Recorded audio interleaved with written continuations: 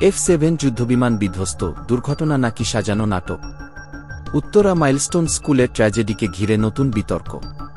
এতগুলো প্রাণের বিনিময়ে রাষ্ট্র কি পেল?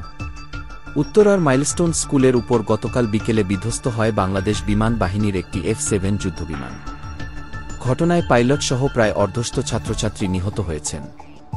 ঘটনাস্থল থেকে পাওয়া ধ্বংসাবশেষ ইতিমধ্যে তদন্তের আওতায় আনা হয়েছে। কিন্তু দুর্ঘটনার প্রকৃত কারণ নিয়ে দেশজুড়ে শুরু হয়েছে তুমুল বিতর্ক।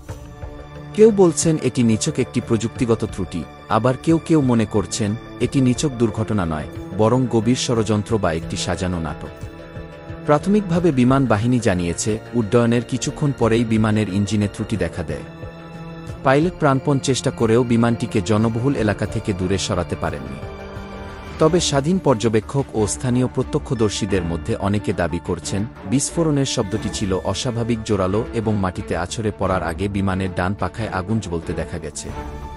এতে প্রশ্ন উঠছে, এটি কি যান্ত্রিক গোলযোগ নাকি ইচ্ছাকৃত কোনো ষড়যন্ত্রের অংশ?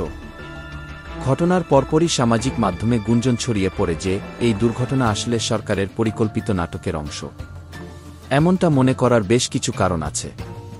সম্প্রতি জাতিসংঘ বাংলাদেশে মানবাধিকার অফিস চালু করেছে, যা নিয়ে দেশের ভিতরে মানুষ ক্ষোভে ফুঁসছে। অন্যদিকে গোপালগঞ্জে সেনাবাহিনীর সদস্যরা রাতের আধারে নারীদের ধরে নিয়ে ধর্ষণ করছে, এমন অভিযোগে দেশব্যাপী ক্ষোভ ছড়িয়ে পড়েছে। সরকারের বিরুদ্ধে বিভিন্ন দুর্নীতি ও মানবাধিকার লঙ্ঘনের অভিযোগে জনগণ ফুঁসে উঠছিল।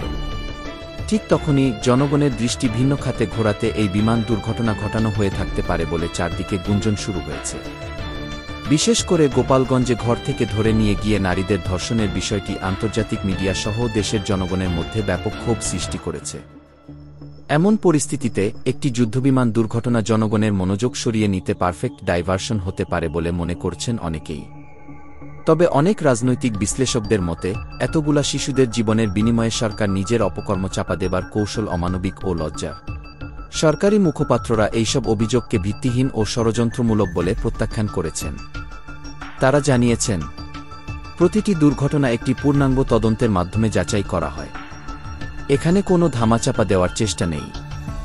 নাগরিক সমাজের দাবি, ঘটনার পূর্ণাঙ্গ ও স্বচ্ছ তদন্ত হোক, যাতে জনগণ জানতে পারে আসলেই এটি একটি দুর্ঘটনা নাকি পরিকল্পিত সাবোটাজ। বিমান দুর্ঘটনার কারণে উত্তরা মাইলস্টোন স্কুলের শিক্ষার্থীরা মানসিকভাবে আঘাতপ্রাপ্ত হয়েছে।